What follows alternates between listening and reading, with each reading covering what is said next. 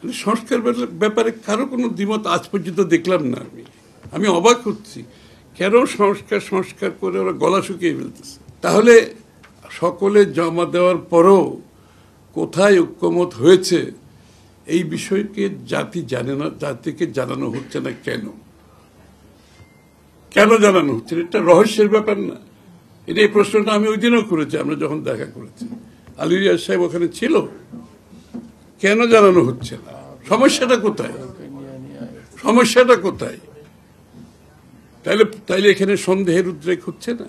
Doctor Yunus সাহেব বলেছেন বেশি হলে জুন, কম হলে ডিসেম্বর। আমার প্রশ্ন, এখানে বেশি কমের প্রশ্নটা কোত্থেকে আসলো?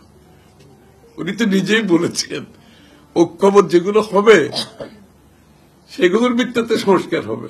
আবার বেশি আর কমের ইস্যুটা কোত্থেকে আসলো?